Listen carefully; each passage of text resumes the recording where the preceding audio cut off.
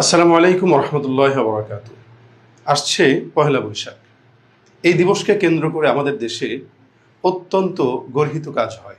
আজকে জানবো আমরা ইসলামের দৃষ্টিতে আদৌ কি এটি আমাদের জন্য করা উচিত কিনা, যে কয়টি কারণে এই দিবসটি আমাদের জন্য উদযাপন করা বৈধ নয়। এর মধ্যে সর্বপ্রথম বিষয়টি হচ্ছে ঈমান আকিদা বিরোধী প্রচলন, যেমন বিভিন্ন জীবজন্তুর ছবি দিয়ে মঙ্গল শোভাযাত্রা করা, এরপরে রাখি, সিঁদুর, কপালে লাল টিপ, এই যাবতীয় যে বিষয়গুলো আমাদের দেশে প্রচলন, এগুলো অবশ্যই মুসলমানের কোনো সংস্কৃতি নয়।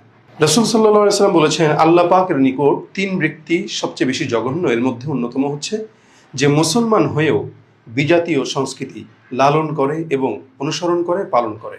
আর দুই নম্বরটি হচ্ছে বিজাতীয় অনুসরণ, অর্থাৎ বিধর্মীরা তাদের উদযাপন দিবস পালন করতে যে ইংরেজি নববর্ষ পালন করে, আর আমরা মুসলমানরা বাংলা নববর্ষ অর্থাৎ পয়লা বৈশাখ পালন করি। নবী সাল্লাল্লাহু আলাইহি ওয়াসাল্লাম বলেন, মান তাশাব্বাহা বিকওমিন ফাহুয়া মিনহুম, যে জাতি যাদেরকে ফলো করে, যাদের অনুসরণ করে, সে যেন তাদের কাতারেই পড়ে। আর তৃতীয়টি হচ্ছে নগ্নতা, অশ্লীলতা, ব্যভিচারের প্রচলন। এখন আপনারা বলতে পারেন ব্যভিচার কোথায় হচ্ছে? আসলে আমরা যদি দেখতে পাই, ব্যভিচার শুধু জেনা ব্যভিচারকেই বলে না। যেমন রাসূল সাল্লাল্লাহু আলাইহি ওয়াসাল্লাম বলেন, মানুষের চোখের জেনাও আছে, মানুষের অঙ্গ প্রত্যঙ্গ দিয়েও জেনা হয়। অর্থাৎ আমরা চোখ দিয়ে দেখি, খারাপ যেটা দেখবো ওইটা চোখের জেনা, কান দিয়ে যেটা খারাপটা শুনবো ওইটা কানের জেনা, অন্তর দিয়ে খারাপ চিন্তা করব এটা অন্তরের জিনা। আর এই দিবসকে কেন্দ্র করে অবাধ মেলামেশার কারণে প্রত্যেকটা নারী পুরুষ তাদের এই অঙ্গ প্রত্যঙ্গের জিনাগুলো করে থাকে। 4 নম্বর হচ্ছে গান বাদ্য ও মদ্যপান, অর্থাৎ এই দিবসকে কেন্দ্র করে গান বাদ্যের অনুষ্ঠান জায়গায় জায়গায়, পাড়ায় পাড়ায় এবং সাউন্ড সিস্টেমের মাধ্যমে, মাইকের মাধ্যমে বাজিয়ে বাজিয়ে হয়। রাসূল সাল্লাল্লাহু আলাইহি ওয়াসাল্লাম বলেন, অচিরেই কিয়ামতের আগে ভূমিধস, চেহারা বিকৃতি সহ অন্যান্য আযাব গজব দেখা দিবে।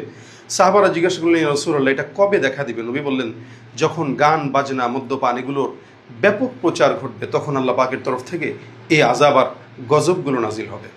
আর 5 নম্বরটি হচ্ছে অর্থ ও সময় ব্যয়। আল্লাহ পাক রব্বুল আলামিন বলেন, আল্লাযীনা হুম আনিল লাগওয়ি মুআরিদুন, এই সমস্ত অনর্থক কাজ থেকে আল্লাহ পাক বিরত থাকার আদেশ দিয়েছেন।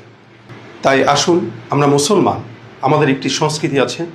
আমাদের সংস্কৃতি আমাদেরকে সভ্যতা, ভদ্রতা ও আল্লাহ পাকের পথে ডাকা শেখায়, আল্লাহ পাকের পথে চলা শেখায়।